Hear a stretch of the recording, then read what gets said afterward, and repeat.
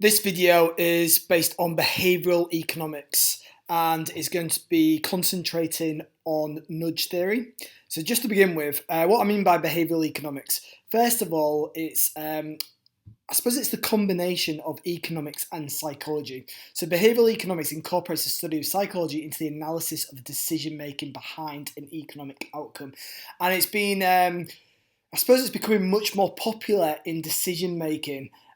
So much so that governments and prime ministers such as David Cameron have actually created, as part of their team, behavioural economists that have looked at behavioural factors when making certain decisions. So nudge theory is one part of this. And when we're looking at nudge theory, it is a type of policy.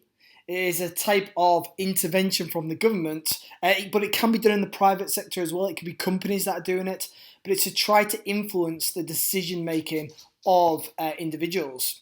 So, as I put here, a nudge is one aspect of how behavioural science and changes the presentation of choices in a way that makes people more likely to pick the option that benefits them. So, in other words, you're nudging them into a decision that you want. So one critical point, while nudging may reframe choice, it doesn't restrict them.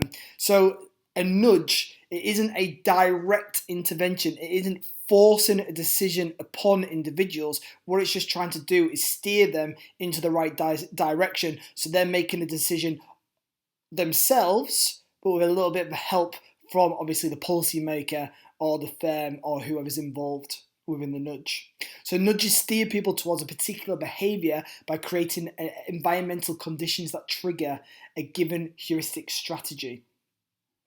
So what it's trying to do, what you tend to find is individuals, when they're making decisions, they take shortcuts. And within those shortcuts, what you can do is try to influence how they make those decisions, and you can nudge them into becoming more rational within their decision making. Now, there's three factors that you have to consider with nudges. So, it's founded on three basic premises. Number one, people often make heuristic-driven decisions. So, in other words, without much conscious thought, and they can sometimes, for example, the rule of thumb, they can make shortcuts in those decisions, and they might not necessarily think those decisions through in a planned and critical approach. And therefore, if they're going to already make decisions without conscious thought, how could you influence that? And that could be a nudge. And we'll give examples of nudges within this video. And number two, many of these decisions are not in the decision maker's best interest. So if the government is trying to nudge them into a decision, the government is trying to do so because they believe that that decision would be in their best interest. And if they're not making that decision at the moment, or they're making a decision that isn't in their best interest, by nudging them into the right direction, it'll nudge them into making the best decision for that decision maker. And number three, it can be manipulated so that people will make better decisions. So pretty much what I've just said then. Now, one economist who's done a lot of work and really considered the concept of nudge theory is Richard H Thaler. Okay, so the idea of a nudge is that we never make choices in isolation. You can't avoid nudging like you can't avoid choice architecture, which I will go through in another video.